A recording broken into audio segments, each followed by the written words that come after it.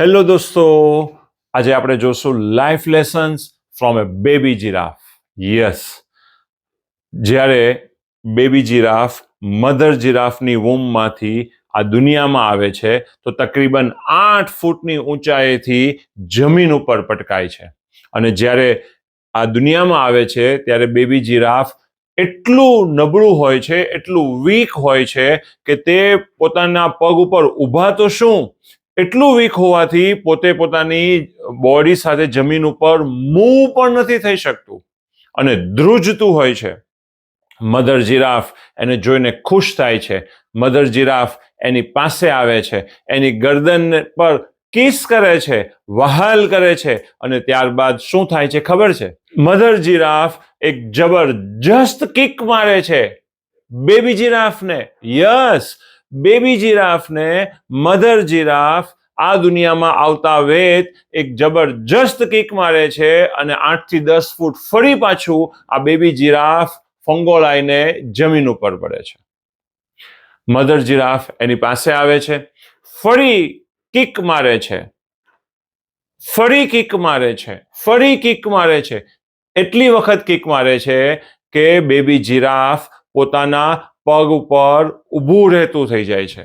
જ્યારે પહેલી વાર બેબી જીરાફ પોતાના પગ ઉપર ઊભું રહે છે, મધર જીરાફ ખુશ થાય છે, એની પાસે આવે છે, વહાલ કરે છે અને પછી યસ, લાસ્ટ ટાઈમ ફરી એક વખત કિક મારે છે. ત્યારબાદ બેબી જીરાફ દોડતું થઈ જાય છે. દોસ્તો, બેબી જીરાફ કોઈ સ્કૂલમાં નથી ગયું, પરંતુ પોતાની લાઈફનું સૌથી અગત્યનું લેસન મધર જીરાફ એ બેબી જીરાફને શીખવાડે છે. શું છે કે હંમેશા પોતાના પગ ઉપર ઊભા રહેતા શીખો. આ નેચરલ ઇન્સિડન્ટ આપણા માટે પણ લાઈફ લેસન્સ છે. જ્યારે પણ મુસીબત આવે, આ મુસીબત શાયદ આપણા ગુનાહના લીધે, આપણા ખરાબ કામના લીધે પણ હોઈ શકે છે. આ કિક આપણને શાયદ આપણા પેરેન્ટ્સ તરફથી પણ મળતી હોય છે, યા શાયદ આપણા ટીચર તરફથી પણ મળતી હોય છે, અથવા તો આ કિક આપણા દોસ્તો યા રિલેટિવ્સ તરફથી પણ મળતી હોય છે. એટલે કે બીજા શબ્દોમાં કહું તો જીવનમાં મુશ્કેલીઓ આવતી હોય છે, તો આ મુશ્કેલીઓમાં ગભરાવાની જરૂર નથી, પરંતુ પોતાના પગ ઉપર ઊભું રહેતા શીખવું પડશે. જેવી રીતે મધર જીરાફ બેબી જીરાફને અર્લી લાઈફમાં જ શીખવાડી દે છે કે પોતાના પગ ઉપર ઊભું કેમ રહેવાય. શા માટે આ કિક મારે છે?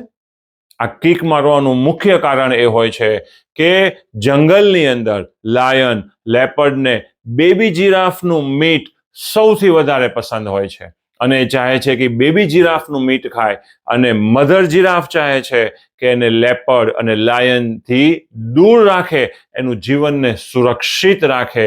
દોસ્તો, આપણા જીવનમાં પણ જ્યારે પણ ચેલેન્જ આવે, જ્યારે પણ મુસીબત આવે, તો કોઈ દિવસ ગભરાવાની જરૂર નથી, ગીવ અપ કરી દેવાની જરૂર નથી, પરંતુ લાઈફમાંથી, કમ્ફર્ટ ઝોનમાંથી દૂર નીકળીને પોતાના પગ ઉપર ઊભા રહેવાનું છે અને આ ચેલેન્જને એક્સેપ્ટ કરવાની છે.